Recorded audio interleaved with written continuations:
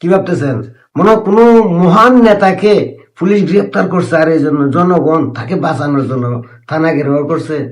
কোনো ভালো মানুষ নেক বান্দা বিশিষ্ট নেতাদের মনে হয় গ্রেপ্তার করে ফেলাইছে বিনা অপরাধে, আর তাই সাধারণ জনগণ থানা ঘেরাও করছে।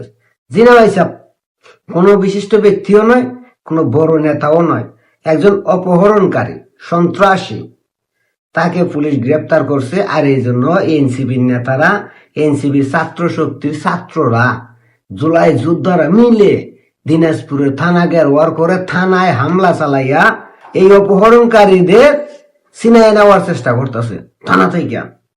আর যে ব্যক্তিকে অপহরণ করছে সেই ব্যক্তির সঙ্গে কোন ধরনের অত্যাচার নির্যাতন করছে তার মুখ থেকে শুনেন। আমার নাম মোহাম্মদ আব্দুল সামাদ। কুকুর করে মারার পরে চোখ বাঁধার পরে তখন আমাকে একটা প্রাইভেট কারে উঠাইলো। প্রাইভেট কারে উঠার পরে তখন বলতেছে যে তোমাকে 12 লক্ষ টাকা দিতে হবে, আর না হলে তোমাকে জব করে নদীতে ভাসাই দেবো।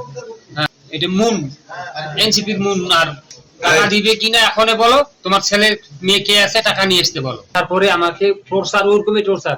কালকে থেকে কোনো খাবার দেয় নাই, আমাকে একটু পানিও খাইতে দেয় নাই। এই হলো বাংলাদেশের বর্তমান অবস্থা। অপহরণকারীকে পুলিশ গ্রেপ্তার করে আর থানায় ঘেরাও করা হয়, থানায় হামলা চালানো হয়।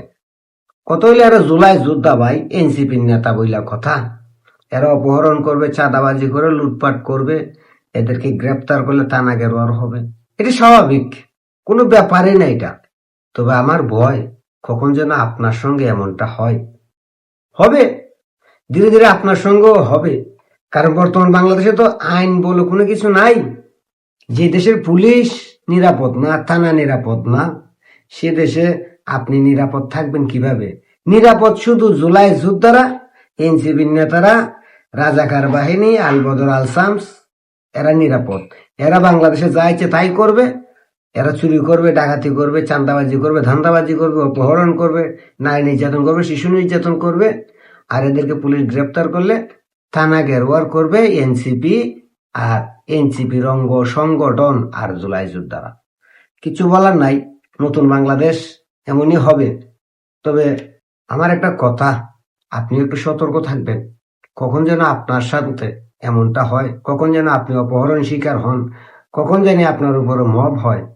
আর আপনার উপরে মব হইলেও আপনি বিচার পাবেন না।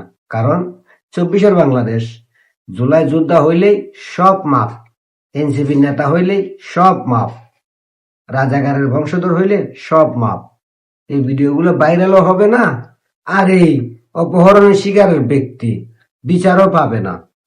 শুনছি এই 5 জন অপহরণকারীকে গ্রেপ্তার করছে, গ্রেপ্তার করে কারাগারে ফাটাইয়া দিছে। কোন ধরনের জিজ্ঞাসাবাদ করে না, কিছু করে নাই, সরাসরি কারাগারে ফাটাইয়া দিছে। মানে তাদেরকে সেফ এক্সিট দিয়ে দিল। কিছু করার নাই ভাই, নতুন বাংলাদেশ।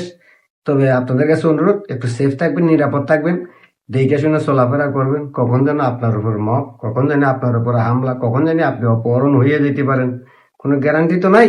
তাই আমার পরামর্শ এটাই, একটু নিরাপদে থাকবেন, সেফ থাকবেন, যাতে আপনিও অপহরণ শিকার না হন আর আপনার উপরও এই ধরনের অত্যাচার, নিপীড়ন নাইমে না আসে।